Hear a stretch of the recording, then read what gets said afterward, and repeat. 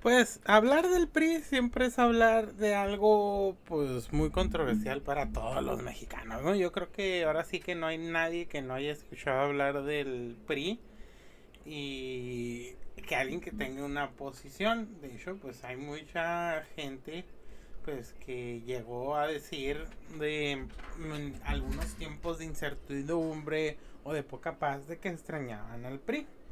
El PRI, la verdad, pues es un fenómeno netamente mexicano, es un fenómeno que no se ha vuelto o que no tiene una, digamos, como un ejemplo en otra parte del mundo que haya tenido tanto éxito como ha sido pues un partido estatal que jugaba con el multipartidismo, ¿no? Porque pues una de las características que tenía el PRI es de que pues era el partido del gobierno, era el partido que manejó por 70 años el país, pero siempre enclavado en un sistema democrático multipartidista, muy diferente a los regímenes socialistas y muy diferente a los regímenes de dos partidos, ¿no? De los duopolios, como lo que pasa en Estados Unidos entre el Partido Demócrata y el Partido Republicano, que por más de 130 años pues se han estado echando la bolita del poder político pues en Estados Unidos, ¿no? De hecho, pues muchos países en Latinoamérica miraban con simpatía el modelo del PRI porque le dio una estabilidad social y económica como nunca antes visto en la historia de México, pero pues claro, no todo debajo pues de los huesos de ejecutados y torturados, todo esto pues para mantener la paz priista, ¿no? Emulando en muchas cosas a quien le hicieron la revolución, que pues esa Porfirio Díaz, que también pues mantuvo una paz que no se había visto en muchos años en México. Pues el poder del PRI pues fue monolítico, indiscutido, y pues por 70 años ellos manejaron el país como les parecía, ¿no? De hecho, pues Fidel Velázquez, ese antiguo líder legendario del PRI, de la Confederación de Trabajadores de México, llegó a decir que a balazos llevamos el poder y solo con balazos nos van a sacar, no con votos. Pues a Fidel Velázquez, pues obviamente se tragó sus palabras, ¿no? Cuando fue lo del fraude del 88, ya y más lo de las crisis económicas y sociales del 94, lo del 95, el 98, pues ya era insostenible el régimen priista si no era a base pues de balazos, ¿no? Y pues para mm, pues desfondear toda esa presión social, todo ese hervidero de cambio social revolucionario, de ese cambio que todo México quería, pues el PRI prefirió darle el poder al PAN que pues a la izquierdista del mismo PRI y del Frente Democrático Nacional, que ya se había transformado en el PRD, ¿no? Y pues así la pinche pitonizo de Fidel Velázquez pues se equivocó, ¿no? O sea, los del PRI al final de cuentas prefirieron hacer una transición pacífica del poder, pero pues también pues decir que todo el poder pues no se lo dieron, ¿no? A pesar que en 1997 por primera vez en su historia había perdido la mayoría del Congreso de la Unión, pues no dejaba de tener en el 2000 pues la mayoría de los estados controlados, una mayoría otra vez en el Congreso, la mayoría de los municipios y mayoría de los congresos locales, ¿no? Así que pues una transición pues muy priista, ¿no? O sea, porque sí, pues manejas el gobierno federal, pero yo manejo toda la mayoría de los gobiernos estatales. Ya se había dado el triunfo en el 89 del PAN aquí en Baja California y luego pues en Guanajuato, ¿no? Y pues sí, o sea, el PAN siempre fue esa leal oposición que en el siguiente capítulo pues va a ser de terminologías políticas mexicanas, ¿no? Espérenlo. Pero igual aquí lo voy a dar un adelanto porque el PRI inauguró también un chingo de cosas que se quedaron incrustadas en el imaginario social, político, económico, hasta de refranes. Y pues como dijo el panista Carlos Castillo Peraza, el priista que todos llevamos dentro, ¿no? Pues es una frase que él formuló, pues de que todo eso, de que cuando tú haces un acto de corrupción, un acto de compadrazgo, de amiguismo, un acto de simulación, pues es tu priista que llevas dentro, ¿no? Él lo hizo también pues como una crítica al mismo PAN, ¿no? Ese PAN, esa oposición leal que tomó muchas cosas del PRI y las mejoró, y hay unas que hasta las afinó el mismo PAN. Y pues también no podemos dejar de decir que el PRD pues es también pues lleno de estos priistas del ala nacionalista revolucionaria y de izquierda del PRI, más otros movimientos sociales y activistas sociales de izquierda, y pues el mismo Morena, ¿no? O sea que pues que está pues con muchos antiguos priistas. Obviamente que no es una casualidad, ¿no? O sea, ¿cómo vas a dejar? Pues que lo mismo que pasaba en los regímenes socialistas y en las dictaduras y en las monarquías, ¿no? O sea, no puedes poner a alguien en ciertos puestos porque no hay nadie más que esa gente que antes manejaba esos puestos. Es como si, por ejemplo, ahorita pasa una revolución en Estados Unidos y ponen a alguien en la central nuclear que había sido anteriormente pues parte de los republicanos, pero es que no hay nadie más, pues, o sea, hay que entender también pues que las mismas carreras políticas, las mismas, o sea, ¿qué querían que hicieran? Pues mucha gente, y pues la verdad pues también es una cosa que se aprecia, que es de digno de admirar, pues nunca militó pues en el PRI, ni en el PAN, ni en el PRD. Y pues digamos también Movimiento Ciudadano, pues Dante Delgado había sido pues un connotado priista, ¿no? También, y pues obviamente Andrés Manuel López Obrador también había sido priista. Obviamente, de hecho pues no ha sido priista tantos años como otros, porque él pues desde también hay que ver todas las variantes dentro del PRI, la masónica, la liberal, la conservadora, la de izquierda, del nacionalismo revolucionario, los tecnócratas, los yupris y todo esto, ¿no? Pero pues todo esto siempre fue pues dentro del mismo PRI, ¿no? Y pues lo que digo es de que pues si muchos partidos ahorita tienen expriistas, pues es que también imagínense 70 años en el poder, monopolizando, siendo hegemónico ese partido, pues no es de extrañar que haya muchos que se interesaran en eso del poder, ¿no? Porque también cabe decir que porque por ejemplo, pues sí ha habido activistas políticos que han dado el salto de a ciertos cargos de políticos, pero pues no todos, o sea, no es que tú seas activista político y te quieras hacer funcionario público, parte o burócrata, ¿no? O sea, también hay que pensar en eso.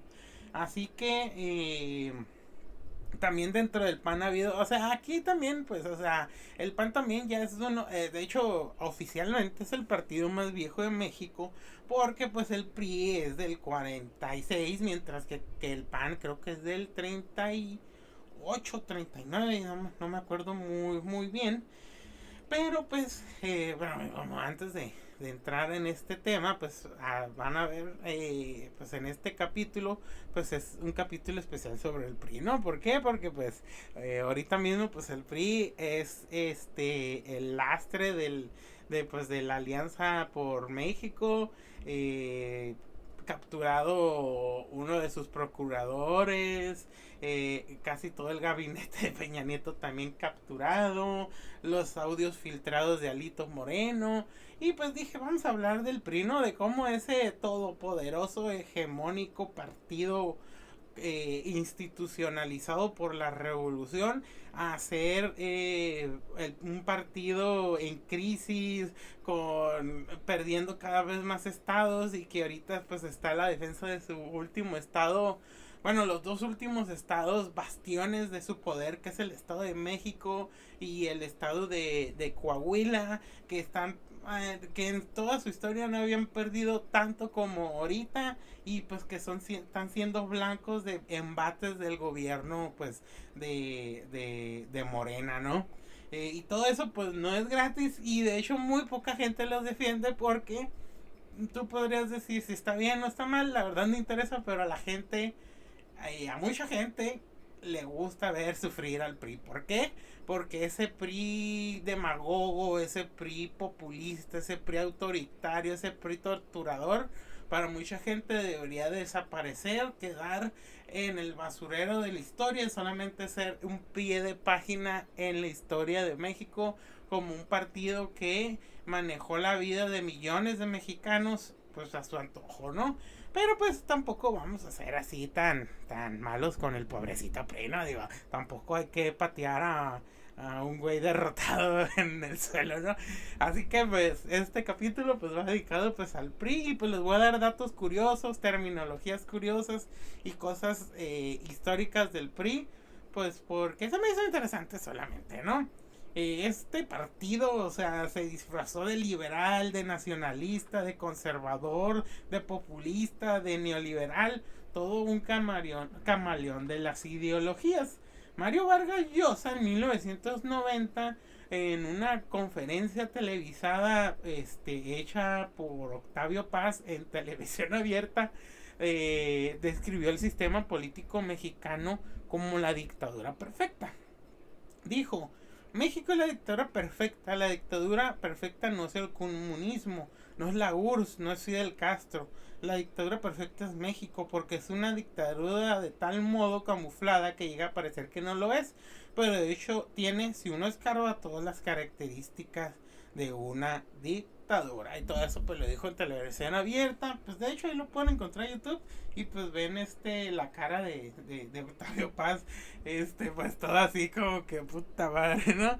Una de las cosas que también tenía el PRI, pues era como cooptó intelectuales, ¿no? Todo siempre pues mediante la base del dinero. O sea, aunque sí eran tremendamente violentos a la hora de defender cualquier cosa que pondría en duda su poder monolítico, pues también ellos pues aludían a eso, ¿no? Aludían a la corrupción del ser humano, ¿no? No me critiques, pero aquí tengo un billetito. Critícame, pero poquito, pero dándome las razones en esto y así. Y pues así fue cooptando y cooptando intelectuales. Al intelectual que no podía cooptar, lo bloqueaba, lo denostaba, en sus, digamos, si era demasiado incómodo, pues lo secuestraba, lo mataba, o lo imponía pues cargos criminales que no hizo, ¿no? El PRI y pues sus antecesores de México, que era el PRN, el PRM y el PNR, gobernaron durante 70 años y 9 meses. En 1930, Pascual Ortiz Rubio fue el primero en ganar unas elecciones, y la primera derrota oficial del PRI fue en el año 2000, ¿no? El sistema, digamos, político implementado aquí en el PRI fue el corporativismo a la mexicana, donde la sociedad fue estructurada formalmente y organizada de manera corporativa y clientelar. Su subsistencia como una forma fundamental de control y mediación entre la sociedad y el poder, junto con el clientelismo, había sido considerado como un componente de esta nueva estructura de la cultura política nacional, ¿no? Clientelar se refiere a que daban ayudas sociales, daban trabajo, ayudaban en ciertas cosas a la población y se hacían de clientes, ¿no? ¿Quieres que te siga ayudando? Vota por mí. ¿Quieres que te siga ayudando a tus papás a darles de comer, a darles los servicios básicos? Vota por mí. ¿Qué pasa si no vas a votar por mí? Pues vas a perder todos estos beneficios que te estoy dando yo, aunque todo eso estaba en la Constitución mexicana, ¿no? El PRI cooptó y controló desde su creación al sector obrero, campesino y popular, siempre limitando la participación social y también la política pues de estos de estos sectores, ¿no? Se aseguró el control político del país, marcando algunas siendo marcado pues algunas de sus características como antidemocráticas, ¿no? Por un lado, pues necesitaba pues cierto control de gobernabilidad, ¿no? Por muchos años pues mantuvo una relativa paz social y pues fue legítimo en su accionar, pero pues obviamente tuvo muchos efectos negativos en términos de democracia y justicia social, ¿no? Básicamente el interés de las autoridades políticas estaba sobre el interés de la población y pues siempre muchas estructuras institucionales desde su comienzo fueron deficientes porque estaban al servicio del poder político y no al servicio del poder de la clase obrera y de la población general, ¿no? El Estado se construyó como un agente de desarrollo a falta de una burguesía nacional fuerte. Entonces, pues las las organizaciones sociales creadas y estimuladas desde arriba fue mediante un proceso autoritario de institucionalización. Todo esto, pues, acuérdense que pues el PRI pues nació después de la guerra de Revolución Mexicana, pues, y también hay que decir pues que estaba pues pasó también lo de la guerra cristera y pues del último alzamiento armado en contra pues del gobierno federal mexicano que fue Saturnino Cedillo. Bueno, entonces ya después pasada la etapa armada de la revolución, pues estaba todo este periodo de inestabilidad política, ¿no? Había dispersión, había caudillismo dentro de las filas revolucionarias y pues no había una integración en los elementos del proceso de la formación del nuevo Estado revolucionario pues mexicano, ¿no? También pues una de las cosas que tenía que hacer pues es que se tenía que encontrar una entidad ideológica y revolucionaria entre todas las facciones revolucionarias, entre esos grupos y camarillos armados que tenían sus respectivos líderes y caudillos, y también mencionar los caciques que tenían fuerzas en los poderes locales o intereses regionales y pues nunca resolvían pues sus problemas mediante la política, sino mediante las armas. Entonces, en 1929, Plutarco Elías Calles buscó incorporar a los caudillos revolucionarios después de la inestabilidad desatada por el asesinato de Álvarez Obregón. Calles se colocó por encima de todos los jefes en lo alto como una fuerza popular tutelar, ideológica y armada. El PNR, más que un partido, pues era una coalición de fuerzas bajo el mando del Comité Ejecutivo Nacional, en el cual se imponía la autoridad de Calles. Este partido aglutinó la fuerza, el sentimiento y el poder, y después de la situación de descontrol y violencia e impotencia por parte del gobierno central, cuando se propuso a poner en orden la nueva política revolucionaria. Con Cárdenas se hizo el Partido de la Revolución Mexicana y es cuando metió los sectores.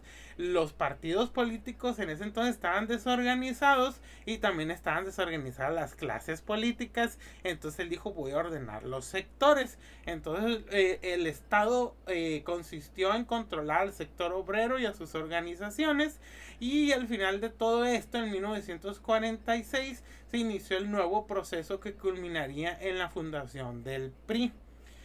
Miguel Alemán fue el primer candidato del PRI. Se fortaleció el ejecutivo y se pasó de un estado de ser un régimen caudillista a ser un régimen presidencialista moderno. El paso del caudillismo al presidencialismo debería corresponder a la eliminación o transformación del carisma del caudillo fundado en el poder de hecho para que se institucionalizara como presidencialismo constitucional. Atrás quedaba el mosaico de partidos y caudillos y se materializaba el proyecto de la nación, ¿no? Esto básicamente pues era de que pues el PRI, bueno, el Partido de la Revolución, institucionalizaba la Revolución Mexicana, era autocaudillista, ya no quería que hubiera alzamientos, que no hubiera peleas del poder, y también pues inauguró el presidencialismo y el partido de Estado, ¿no? Como menciona Plutarco Elías Calles, dice: la misión del PRI es en el unir la gran familia revolucionaria del país, ¿no? En 1947 cada gobernador será responsable de la estructura del partido en su entidad. Los gobernadores tienen la autoridad para manejar las instituciones locales y al partido para garantizar la estabilidad política. La estructura del partido respondía a la imposibilidad de que el gobierno se hiciera cargo por completo de la integración del país. La autonomía política de los gobernantes fue controlada por mecanismos presupuestales y administrativos. La competencia electoral en los estados, incluso controlada, fortaleció al partido. El PRI en la capital no tuvo necesidad de competir porque dependía del ejecutivo federal, ¿no? O sea, básicamente lo que quería el PRI, pues era ya todos esos alzamientos, o sea, y acabar con, de una manera u otra, el que es que ya me toca, ¿no? Cosa que todavía se dice, pero el PRI fue el que lo inauguró. O sea, una de las cosas de por qué mataron a Carranza y que luego mataron a Álvaro Obregón, es porque Carranza quería imponer a un ingeniero, al ingeniero Bonillas, de presidente de la república, y muchos revolucionarios y caudillos dijeron: ¿cómo vas a poner a un güey que ni siquiera peleó mientras que yo me chingué la madre en contra de los huertistas y los porfiristas, y me pones a un cabrón civil? Y pues también por eso se hizo el plan de Agua Prieta, ¿no? Álvaro Obregón hizo también una de las cosas que también es algo que el PRI implementó, es lo de la no reelección. Podías tú ser el más autoritario del mundo, torturador, rata, pero no podías volver la reelección. Es más, estaba hasta prohibido mencionarlo, y fue parte de la política priista de sufragio efectivo, no reelección. Podrías ser el más hijo de puta, pero nunca te podrías reelegir, y ni siquiera lo mencionabas porque eso iba a ser un suicidio político, ¿no? Y eso es lo que hizo Álvaro Obregón, se religió, y pues en la bombilla pues el asesino le dio como 11 balazos de diferentes partes, ¿no? De hecho, pues está el chiste de que dicen que pues cuando pues decían en la ciudad, así en la Ciudad de México, de que preguntaban: ¿y quién mató a Álvaro Obregón? Le decía: cállese. Y pues bueno, también pues una de las cosas era pues que Plutarco Elías Calles inauguró pues esto del maximato, ¿no? El maximato era que él ejercía el poder detrás de los presidentes, y pues todo esto era para que pues que todo estuviera en cierto control, ¿no?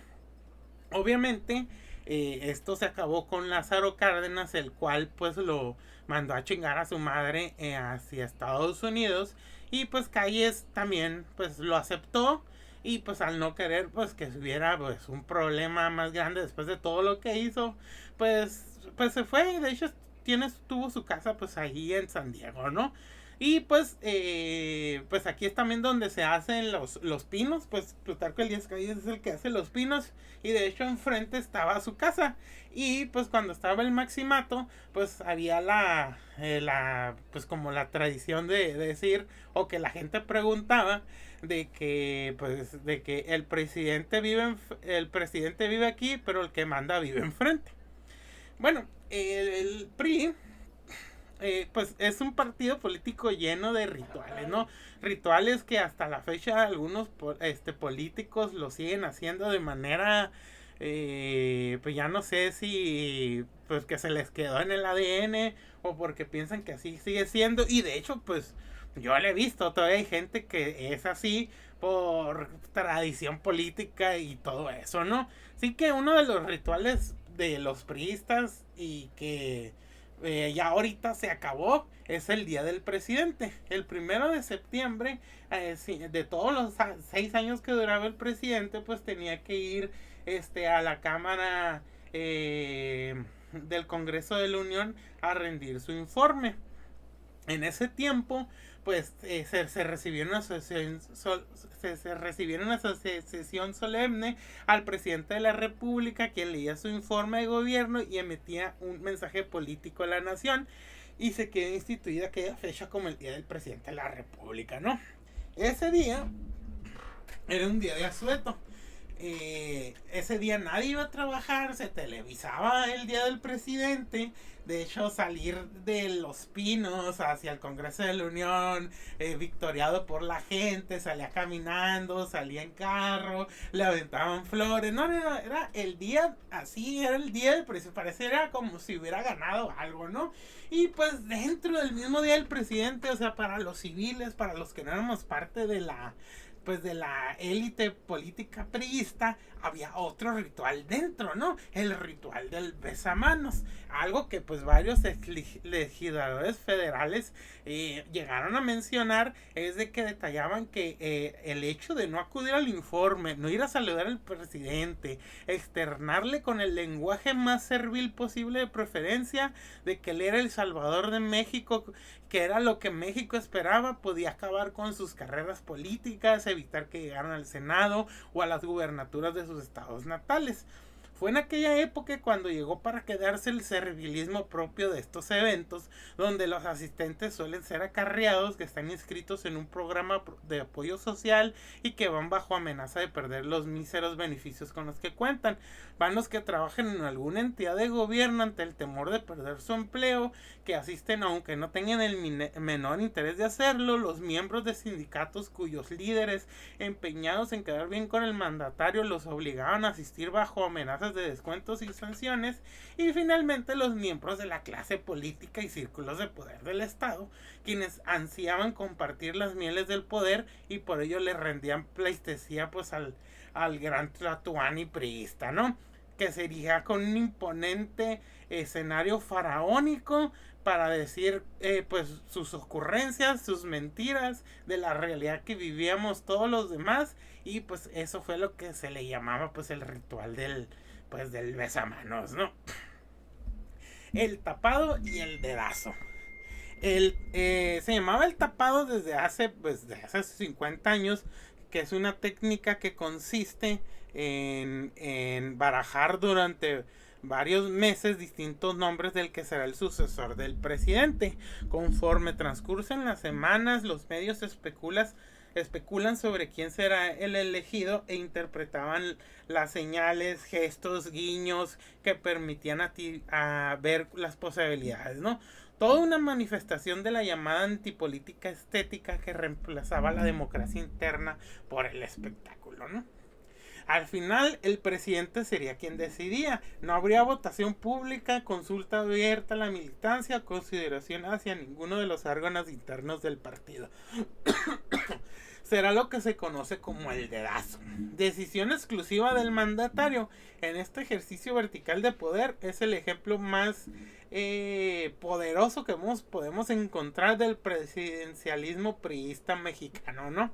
Las bases priistas, por su parte, así como los aspirantes descartados, asumirían sumisos y resignados la decisión, aplaudirían acríticamente, sonreirían en las fotografías o en las pantallas de televisión y buscarían lo antes posible granjearse las simpatías y cercanía y favor del elegido, ¿no?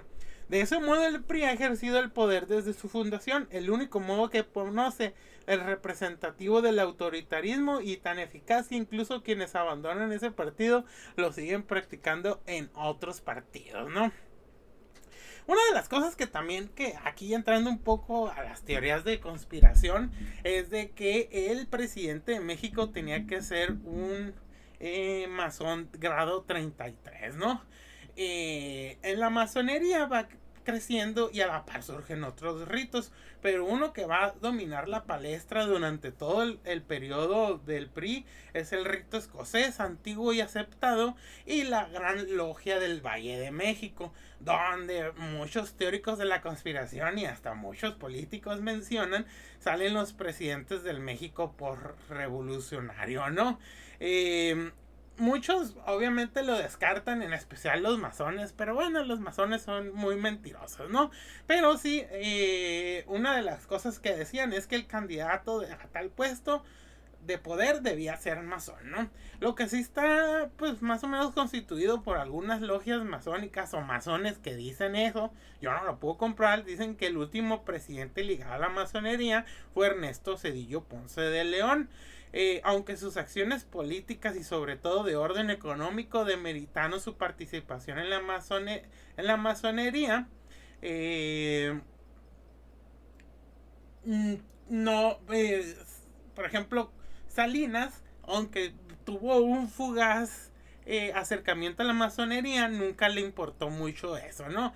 De hecho, los mismos masones no consideran pues masón a Salinas, pero Ernesto Zedillo pues sí lo consideran pues alguien ligado directamente a la masonería, ¿no? Una de las cosas también que nos heredó pues el sistema priista pues es el sindicalismo charro, ¿no? Que es una cosa también pues muy curiosa. El concepto de charrismo o sindicalismo charro fue acuñado hacia finales de los años 40, cuando Jesús Díaz de León, a quien apodaban el Charro, con el apoyo de granaderos asaltó el local del Comité Ejecutivo del Sindicato de Trabajadores Ferrocarrileros de la República Mexicana para deponer a Valentín Campa y a Luis Gómez Zeta de la dirección sindical. A pesar de que Díaz de León no era el primero en utilizar la violencia para imponerse en la dirección sindical, sí fue el primero públicamente que utilizó el apoyo gubernamental de la fuerza para someter a los trabajadores.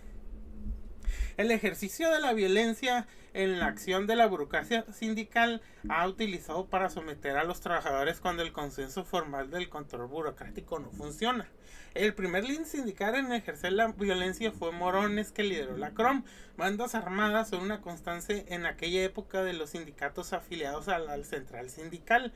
Se ejerce la violencia en contra de los disidentes, que es permitida por el gobierno que los alienta. El charrismo sindical es la violencia ejercida por los burócratas sindicales que establecen el carácter de charros y se determina la función que el sindicalismo oficial tiene del Estado mexicano. Los charros son una institución de control que ejercen en los sindicatos y es fundamental para la permanencia del sistema. No es gratuito el número de votos obtenidos por el PRI en las diversas elecciones para renovar el poder legislativo. Este partido mantuvo su votación. Las estadísticas electorales desde 1988 confirman que durante sucesivas elecciones de diputados en 7 procesos el PRI fue un partido ganador. Otro de los términos de que yo creo que se ha popularizado últimamente pues por el presidente López Obrador es el chayote, y de hecho pues tiene pues obviamente tiene un origen priista y tiene pues una pues digamos una crónica pues muy pues curiosa, ¿no? Según esto, Julio Scherer García, que fue director del Excelsior y luego del Proceso, estuvo estuvo involucrado en pues no involucrado en lo del chayote, sino que él explicó el origen del chayote, ¿no? Dice que no, pues él nunca aceptó dinero de políticos. Según esto, Elías Chávez, reportero del Proceso, en su libro Los Presidentes, cuenta que mientras el entonces presidente de la República pronunciaba en un día en 1966 el discurso inaugural de un sistema de riego en el estado de Tlaxcala, entre los reporteros corría la voz: ¿ves aquel chayote? Están echándole agua, ve allá. Resultaba que atrás de una planta el representante de la presidencia repartía el soborno. Desde entonces su entrega se convirtió en secreto a voces, con reporteros que representaban un cúmulo cada vez pues mayor, ¿no? Y de ahí sale pues el nombre de los chayoteros. Una de las cosas que me acuerdo que hasta esto me lo dijeron en la escuela es de que el péndulo del poder político mexicano, ¿no? Que las sucesiones presidenciales de la etapa moderna de nuestro país habían sido pendulares, del centro a la derecha, de la derecha al centro, del centro a la izquierda, con algún grado de repeticiones o excepciones. Eso es lo que decían. Así, por ejemplo, pues Lázaro Cárdenas de izquierda, luego Miguel Alemán, pues de derecha, luego creo que fue Adolfo López Mateos, que fue el primer presidente del México por revolucionario que no participó en la Revolución Mexicana directamente. De hecho, pues le decían el cachorro de la revolución. Pero pues eso fue lo que muchos creían en un tiempo, ¿no? Ya mirándolo más a fondo, pues no, o sea, el PRI, no le importaba izquierda, derecha, centro, liberal, neoliberal, lo que ellos querían pues era el poder, ¿no? Así que pues esto solamente fue como que una idea que algunos tuvieron, pues muy simplista, ¿no? Pero que sí se llegó a estudiar en la escuela, ¿no? Los yupris era un término que se le decía a Estados Unidos a los jóvenes con estudios universitarios que vivían en una ciudad grande y que tenían un trabajo de alto nivel perteneciente a la clase alta o media alta. Esto es yuppies, no yuppies. Los yuppies eran estas mismas personas, pero todos habían estado estudiando en el extranjero, eran hijos de funcionarios burócratas del PRI y pues fueron los que trajeron pues estas ideas de la tecnocracia para el PRI, ¿no? Que estuvieron muy en contra pues de los dinosaurios, que es un término empleado para la política nacional para designar a las personas que se eternizaban en un puesto, o bien para aquellos políticos de la vieja guardia quienes también pretenden seguir ejerciendo el poder que también pues aquí viene otro de los mexicanismos del PRI, que era el hueso, que era un término coloquial con el que el pueblo hacía referencia a un puesto de poder público cualquiera. Cuando un político es nombrado para cumplir determinada tarea dentro del gabinete presidencial, se dice agarró un buen hueso o le dieron un buen hueso, ¿no? Es un término que actualmente se sigue usando, ¿no? También estaba lo del padrino, que era una persona en política que tenía un prestigio, que gozaba con la comunidad política y en el partido, que introduce y respalda a otras personas y que se les adjudica un cargo por votación o por nombramiento, ¿no? También pues teníamos pues varias pues como cositas que decía la gente, ¿no? El que no tranza no avanza y el PRI roba pero dejaba robar, que ese también pues ese ya fue invento de la gente, ¿no?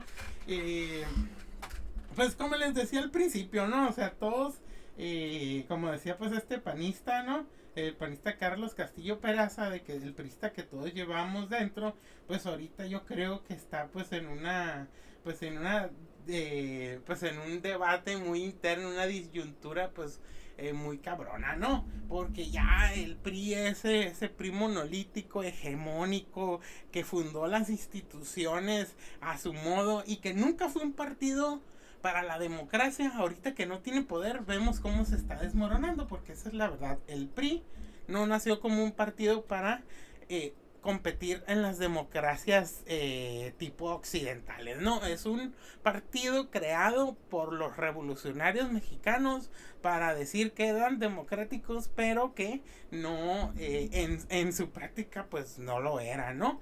El PRI pues sí tenía pues su leal oposición, que era el PAN, y pues tenía esas alas de izquierda que eran el Frente Cardenista, el Partido Popular Socialista, luego pues el PRD, que ese sí lo persiguieron políticamente y asesinaron a varios de sus miembros, pero pues ya el PRI ahorita es lo que pues estamos viendo, ¿no? O sea, el PRI no puede sobrevivir en una democracia que pues más o menos se está construyendo apenas. Imagínense, de 30 años de porfirismo pasamos 11 años de la guerra, de la revolución, guerras civiles, la guerra cristera, luego el priismo de 70 años, luego 12 años de panismo y apenas otra vez 6 años del PRI y luego otra vez 6 años de Morena, ¿no? Así que México tiene muy poquito y